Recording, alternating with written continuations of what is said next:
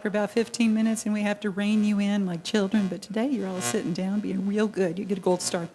So today we have with us Sean and Amber Franken. They're from Clay Center.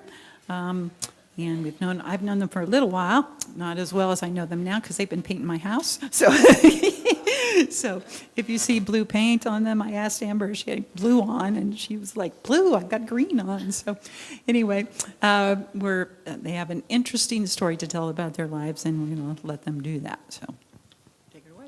All right, here I am. Okay. So the cool thing is usually when I've given my testimony, they're like, you got 2 to 5 minutes to speak. And I'm like, oh my gosh, how am I going to cover all of this in 2 to 5 minutes? So this is super awesome. We're grateful to be here. We know that this was a God-given divine moment, and we're happy to share our past with you. It's painful, but in the end, God gets and will always get the glory. So I prayed about this, and where I'm going to start is when my mom and my dad were together. My mom and my dad did not have a godly relationship. It was very unhealthy. My dad was a drug dealer. He was an alcoholic, and when he did not have what he needed for his fix, he would go to my mom. And I remember moments of my life, like when I was 2 to 3 to 4. My mom would literally just be cooking dinner, doing the woman thing, and my dad would come home from work, I guess having a bad day, full of anger. And he would start beating my mom in front of me, and all she did was say, "Hi, honey." So I watched my dad beat my mom repeatedly until one night, my dad was in the shower because he was a truck driver, so he had to get up really early to leave at like 2 in the morning. And so my mom, I'll never forget her waking me up out of a dead sleep, and she came into my room. She woke me up. She told me to be very quiet, to not say anything. And she went into my big giant wood toy box, and she grabbed my bag and her bag, and then we snuck out into our car, and my mom started driving off. And I'll never forget my dad coming outside and a towel chasing my mom down the road, like throwing like giant bricks at our car. But thankfully we got away. But at a very young age, I experienced violence, aggression, and fear since the time I was born until my mom left my dad at 5. So we went and lived with my grandparents for a little bit. So my mom was a single mom. She was only 22 years old. So she just left a very abusive relationship, and she was trying to figure out who she was in life and basically what she needed to do. So when you don't have God in your life, which my mom did not have God in her life, you're searching for fulfillment, you're searching for purpose, and when you don't have God to run to, then you run to the world. So that's what my mom did. My mom ran to man after man. She ran to unhealthy relationships. My mom did go to clubs every weekend and left me with people who were not responsible. And that's when I was sexually molested. I was forced to touch little boys, and little boys were forced to touch me when I was about 9 years old. So from a very young age, I was sexually active. I started becoming sexually active when I was 11, and that was the first time I had ever tried marijuana as well. And it was just kind of like a thing to do. So I was trying to find fulfillment. My dad was not in my life at all. I mean, my dad, he was court ordered to see me once every other weekend. But by the time I turned 12, he had already remarried someone. And she literally told him, "You can either choose your daughter or me." And because he was seeking for stuff in life as well, he chose that wife, and he chose that wife. She had a daughter. So that's when rejection set in. So I had anger inside of me. I had fear inside of me. I experienced rejection. I felt like I wasn't enough. I felt like I wasn't good enough for anybody. So that's when I started doing things my own way because I had no one to guide me. My mom was busy trying to find a husband. My dad was busy trying to keep his wife. So I was invisible. I felt invisible. I felt like no one was hearing me cry out. And so that's when I started doing pills. That's when I started drinking alcohol at 13. And had I not gotten pregnant with my first daughter at 14, I would have overdosed and died on heroin by 16. So I got into a relationship with my daughter's father. We were both 15 years old. And I left my house. My mom did not file a police report because in the state of Oklahoma, she really couldn't anyways. She should have, but she couldn't. So anyways, we tried to do the teen parent thing. It was extremely hard, but we were not giving up. And when you're that young, you don't even know who you are. You're still a kid, you're still a baby trying to raise a baby. But we both were very prideful that we did not care. We didn't want to hear what our parents had to say because now they're trying to be parents in our minds when we wanted them to be parents when we were little kids. It was too late. We didn't want to hear anything they had to say. So we both moved out of our parents' houses when we were 16. We left his parents' house and we tried to get our own apartment. And it was a very dangerous situation because we were trying to raise a 1-year-old. I was trying to work. He was trying to work. And in the midst of all of that, we were still trying to do the party scene and the kid scene, the teenage scene, because we were still growing up. We were very immature, and we just thought we weren't. We thought we knew it all, but we didn't know anything. So in the middle of that immaturity, we were hurting ourselves and our child along the way because a lack of knowledge and a lack of understanding. And so by the time we were both 18, we were doing cocaine, we were partying every weekend, we were just we just wanted peace, and we didn't know how to find peace the healthy way, so we found peace and fulfillment in an unhealthy, worldly way. And by the time I was 20, I was doing methamphetamine, and I lost my oldest child, who will be 16 in November, and I lost my second oldest child, who just turned 11 in July. And when you're a drug addict, you're not really waking up that morning and you're like, hey, I'm going to ruin every part of my life. You're just trying to feel better because you have had such a hard life that you don't really know where to turn to. And I was not a Christian. I was the furthest thing from a Christian. I was actually the person trying to convince Christians that they were brainwashed because I had blinders on my eyes. I couldn't see that God was right there trying to reach out to me the whole time because I was mad, I was angry, I was fearful, I felt rejected, and I didn't want to trust anybody. I didn't want to open up to anybody because I didn't believe what anyone said was true. So I just kind of led myself my entire life from about 9 years old until about 22 when I started IV meth using. I was doing cocaine, I tried heroin, I was doing ecstasy, anything I could get my hands on because after I lost my kids, I didn't want to live. I had thoughts of suicide and I wasn't, I guess, stupidly bold enough to do it myself. So I made sure I stayed in a lifestyle that I knew eventually would take my life, and I was around gangs. I did do prostitution to feed my habit, and I felt unworthy. I felt broken. I felt like I had witnessed every piece of darkness this world has to offer, and I never expected me to get there. I wanted to go to college. I wanted to go to OU. I wanted to be a pediatrician. I had dreams. I had goals, but the enemy knew that, and because I didn't know God and I didn't know there was an enemy out there, he stole all of those dreams from me, and I let him because I didn't know that there was a God that loved me. So fast forward to 23, I was highly addicted. I was homeless on the streets of Oklahoma City. Like literally, I had a tank top and some shorts, no shoes. I had not eaten for a week. I had been up for days, and I was just desperate. I was desperate, so I went to a hospital because I know that if you go to a hospital and say you want to commit suicide, they have to admit you. And because I was so hungry and I was so tired, I went into a hospital and I said, if you don't put me in a crisis center, I'm going to put a gun to my head, which I wasn't going to, but that's just how desperate I was for some kind of stability because all of it had gotten taken away by the choices I did make. So that was just like a repeat process, and then I ended up relapsing. And I will never forget the things that happened to me in my darkest moments. When everyone left me, there was these bad things that you could see in front of you. You could see death staring you right in the face, and then there was these weird coincidences, these good things that would sporadically happen, and I couldn't explain it until one night I was in a motel room and I was coming down. I thought I was dying. I might have been overdosing. I don't know to this day. My mind had no peace whatsoever, and when you're on that drug and when you're coming down, there's no way to just immediately go to sleep. You have to let yourself come down for days before you do it. I kid you not, I was having the chaotic thoughts I was having, and then all of a sudden, this peace that I could not explain came over me. And I will never forget God's voice that day. And he said, Amber, this is not the life I intended for you to live. I do love you, and there is someone who does care about you. And I couldn't explain it then because I still had blinders on my eyes. But I went to bed like 5 minutes later, which is the craziest part because I could never go to bed. People would force me to go to sleep because I was that crazy crackhead looking person.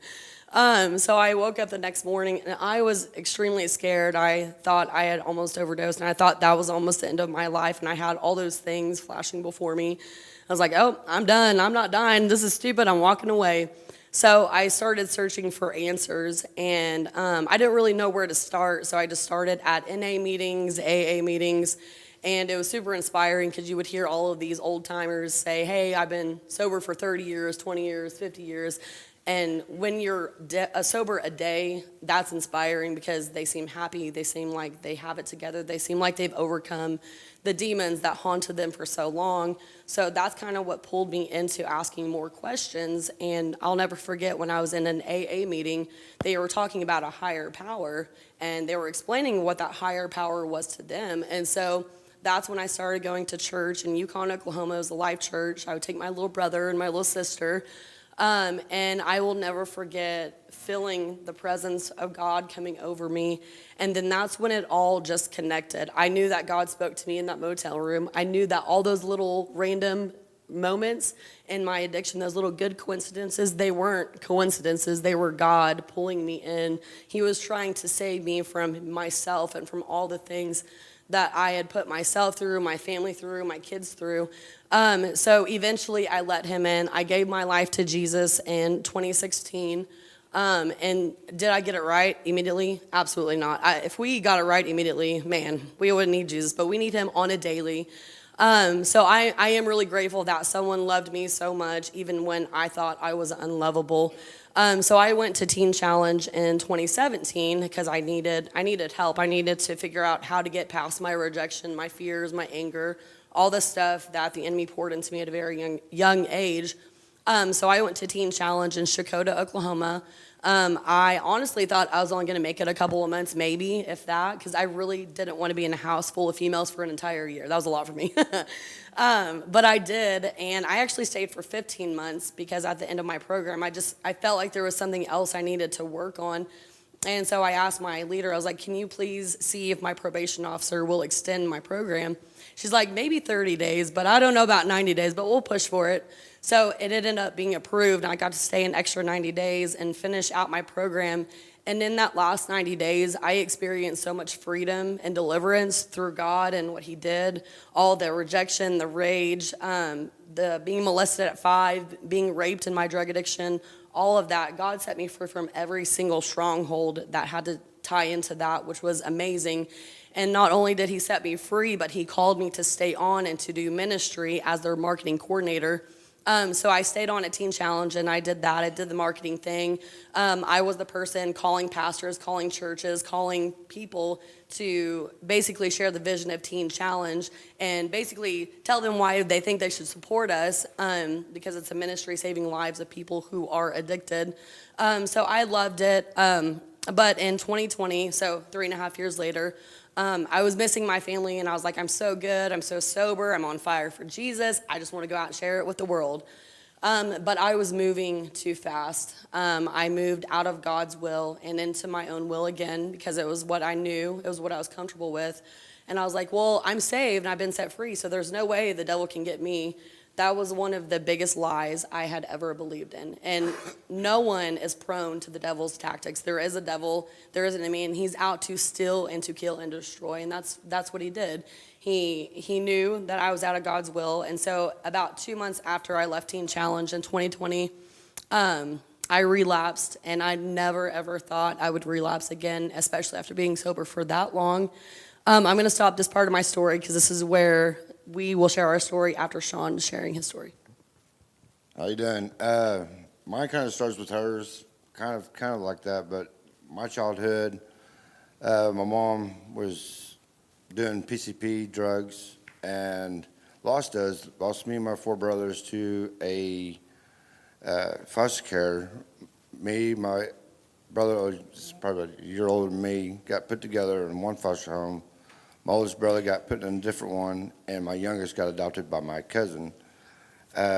We had a hard life. Our parents always cussing. My mom's always cussing, yelling at us every morning to get up for school. It wasn't even time to go to school. It was like maybe 4 hours before we had to go to school. Yelling at us, constant chaos in our house, family chaos.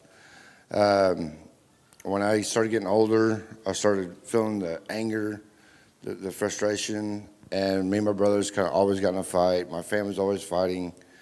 When I used to go fishing with my grandpa, and got really, he was my father figure. He was more there for me, and we would always go fishing. He would always call me up, "Hey, you want to go fishing?" I'd be like, "Yeah." And the day that he passed away, my whole world just went down. I started doing, when I turned, I think it was 16, I started doing methamphetamines with my uncle, my brother. Got into bounty hunting. The money was coming in. We were buying drugs left and right. You breaking or going after people, getting their drugs and turning them in, keeping their drugs, getting high. And I started doing IV shots. And the first time I did it, it brought me to my knees, took my breath away. And I'm like, man, I kind of like this. And I could feel the death coming in me. And I just kept doing it. Then I got raided. My ex, my daughter's mom, turned me in because she wanted my daughter. Turned me in, had my mom's house raided, and I went to jail. I was supposed to do, was it 8 years? 8 years in prison. I went to the fence back in the yard, and I got on my knees and prayed to God. I'd never believed in God until that day. Asked him to get me out of here. I'll do whatever it takes to stay out of here, to do right. I kid you not, the next day I got woken up with a guard hitting my bed saying, "I need you to come with me." I'm like, "Oh man, what do I do now? I'm not doing no drugs. It's in here, but I'm not doing it." Well, he's took me to this room, says, "I need you to pee in this cup." I'm like, "I'm not doing anything." He goes, "I need you to pee in this cup. Don't make me ask you again." I said, "Okay." Well, I peed in the cup. He tested it, says, "You qualified." I'm like, "Qualified?" Well, then he took me back to my room. The next morning, I got woken up with an ankle bracelet on my leg and said, "You're out of here." I said, "Man, I'm supposed to do 8 years. I've only done a year." He goes, "You're out of here. Here's your paperwork. Here's your ankle bracelet. Don't come back." Well, I ended up getting out. I ended up getting to my mom's house, more drama. I ended up taking the ankle bracelet and ripping it off, going down the street, getting high, come back. My probation officer called me the next day and said, "Come in." I said, "Well, I caught the tub and it broke it," and lied to her. And then she put a new one on, said, "Don't break it again." Well, I ended up doing it again. And then she called me in again. I said, "Well, my bed caught it," lying. She put it back on again and says, "You got one more chance. You do it again, you're going back for another 10 years. I said, "All right." Well, then I ended up not doing it. And then my buddy came down to my mom's house, bring me drugs, and I'd go back and take a drug test. Well, I ended up figuring out how to pass the drug test by using baking soda and water and drinking it, and basically passed it. And she's like, "Well, there's something fishy about this." And I said, "Well, I'm going to tell you something. I've been failing. I've been lying to the test. I'm just trying to beat the system." She goes, "I'm going to tell you something. You better stop, son. You're going to go to prison for another 10 years. So I ended up quitting. Finally got all my probation, all that stuff off. So we came together. I got all my stuff expunged, everything done. I'm on paperwork. I got to my brother's house. I'm like, "Man, I'm doing good." Hang out with the old buddy of mine. Fell off the world again. Going dumpster diving, and we found a bunch of good stuff. And then he had a feeling to go into my brother's old job. Well, actually, my brother used to work there at a car mechanic shop, and he started hopping into the cars. I'm like, "Oh God, dude, you're fixing to get me in trouble." And I'm like, "Dude, you need to get out of those cars now, because this guy does not have an alarm system. It's got a deal when he's got you on camera, it hits right to his phone." Well, he started listening to me, so we started walking off, and he's like, "Well, I got to go grab something real quick." I said, "Okay, let's go get it." As soon as we turn around, we got guns drawn on us from cops. Went to court, and they said, "Look, you passed your deal, but you did this and this. You're looking at another 12 years in prison." I started getting scared, so I did drugs, went to go to my brother's house, and that's when she walked across me, and she called me up. Had friend call me up and say, "Hey, she won't let nobody drive this car. She wants to come to your house." So I rode my bike all the way to her, picked her up in her car, brought her back to my house. We ended up getting hot again. And I'm sitting there fighting court costs and all that, court problems. And she just looked at me and said, let me ask you something. Be honest. If I ask you if you go with me, will you? I'm like, sure. Where are we going? She goes, doesn't matter. Will you go with me? I'm like, yeah. Well, it took about, what, a year? Almost a year. Almost a year for me to actually fully get into it, to go. I was still doing drugs. She quit. Found out she was pregnant. Had her little baby. Seen the baby on the monitor. I'm like, I'm done. I'm done. I'm not losing another kid. I'm not going to lose a good woman I just met. And we, what was it? She said on my mom's front porch, says, look, you're looking at time. You need to go with me or I'm going without you. I said, all right. Picked my phone up, made a phone call to Team Challenge there. And my mom brought us down here. And I was sitting at Team Challenge. I'm like, man, this ain't for me. Something in my gut was sitting at the desk and it hit me. I got up and I said, I got to go. I walked, 8 hours? From Baldwin City to Topeka. To you. I walked that long. It took me from daylight to night. And I was sitting there going, freaking out. I'm like, I don't know where I'm at. Well, these people pick me up. They're druggies. They're like, hey, you want to do something? We got this. I'm like, no, just take me to my wife. I want to get to her. So they took me, dropped me off at the hotel, had me pay for the room. The police had me pay for the room. She came see me, and I went to the Hezekiah house, stayed there for almost 6 months, 5 months, and came back here to the Clay Center, and all the people that she knew helped me out and got rope things to help me with community service, and the courts just dropped everything, put me on paper. And that's, Let me say something. So what happened was, sorry, this is really odd. So what happened was, is when we came down here, so I went to the Hope House in Clay Center, Kansas. I had been, I don't know, sober for like 6 months off of methamphetamines by then. But he was, as you guys heard, he was facing a lot of prison time. Because when you go to prison and then you come out, you're definitely on their radar, their watch. So if you come out of prison and you get in trouble immediately, or even 5 years down the road and you're out on parole, or you're on a suspended sentence, or they just have it in record that you have been in DOC, whatever sentence they did not make you serve the first time, they will absolutely fight as hard as possible to make you serve the second time, and they do not budge. And here is another amazing thing that Sean forgot to say, which is okay. So when we came to Kansas or whatnot, and he went to the sober living house in Manhattan, and I was doing mine in Clay Center, Kansas, he was going to Oklahoma City every 2 months, and I kid you not, he had fought this case for almost 3 years. He had a great attorney, thank God. But even with great attorneys, sometimes in court systems, they're like, well, you've messed up this many times. You've always told us you're going to get it right, but you just continue to mess up. And court systems are very forgiving. They will kind of let you slide by, and they'll just kind of give you like more like stricter like guidelines to go by. And if you don't abide by them, then they'll just cut it off, because they're not going to sit there and enable people who commit crimes and do drugs and do this. Because the system, yes, going to jail is not great, but there is a purpose for the system, and that's to hopefully to help people to stop. So obviously Sean did not stop, and so by the third time of him like facing all of these charges, they weren't bad charges. I mean, they were bad charges, hold on. But they weren't like really, really severe, like violent charges or anything like that. The court just had enough of Sean by then that they were just like, we're not going to give you any other chances. We've given you chance after chance after chance. I mean, you're out of your chances, bud. So going to all those court dates, he went to court every 2 months. And the Clay Center Covenant Church, I kid you not, fought for Sean. The Sober Living House in Manhattan, Kansas, Be Able Community fought for Sean.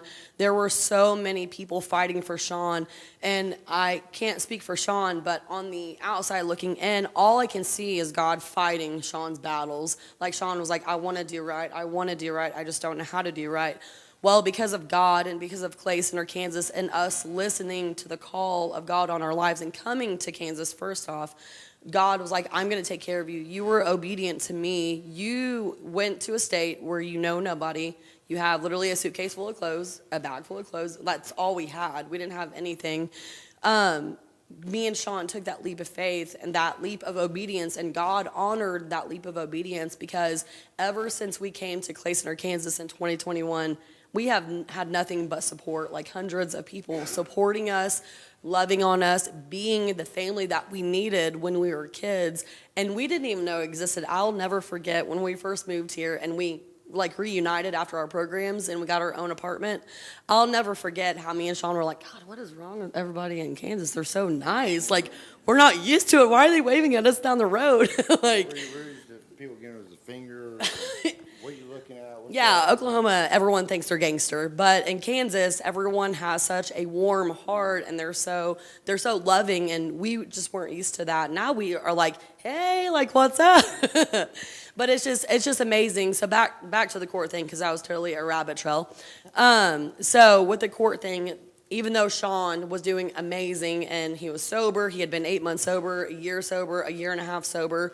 The Clay Center Covenant Church was fighting for him. Our pastors, everyone in our life at the time was sending amazing letters of recommendations, and they were honest letters. Like, Sean was doing the work, but the court system was just like, I'm sorry, like, I see this, but I mean, what about all this in the past? So they were looking at him basically being a flight risk. Like, what if he just continues to repeat history?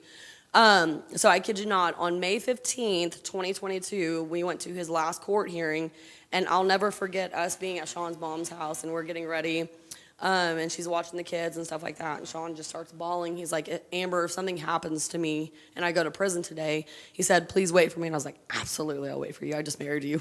Like, I'll wait for you. That's your past. Because we both had the feeling that he was going to be committed to prison that day, even though he had just changed his life around, and God completely changed his life around. So we went to the court hearing, and in Oklahoma City, court hearings are all day, because they call you by your last name, so in alphabetical order. So it was a long waiting period.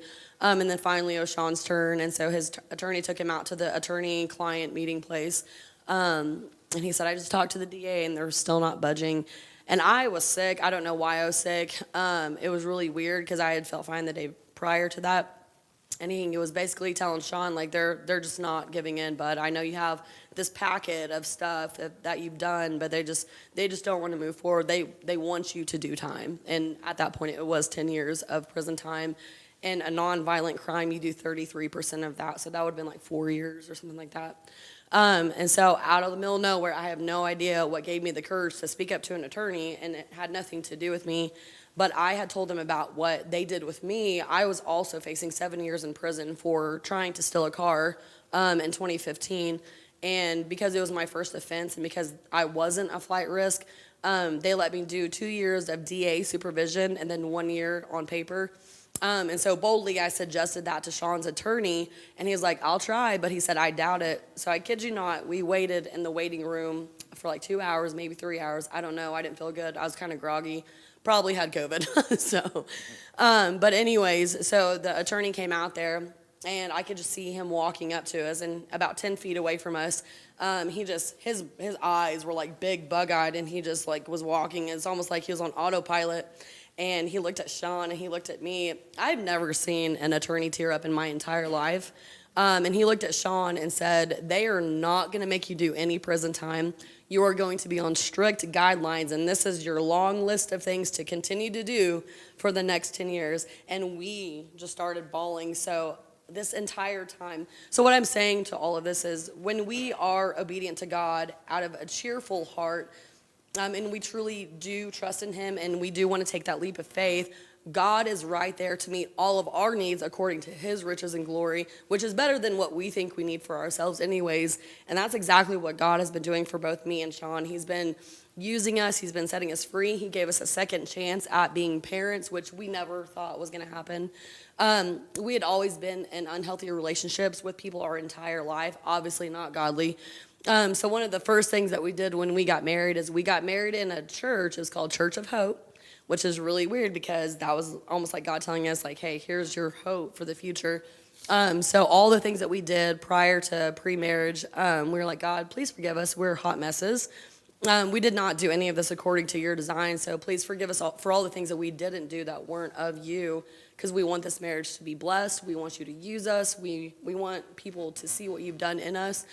And I kid you not, in the middle of us getting married, I mean, we could just feel the Holy Spirit come down on us. We were laughing, we were crying, we were giggling. It was amazing. So, I mean, God is he's just faithful even when we're not. Oh, you're good? Okay. I think that's it.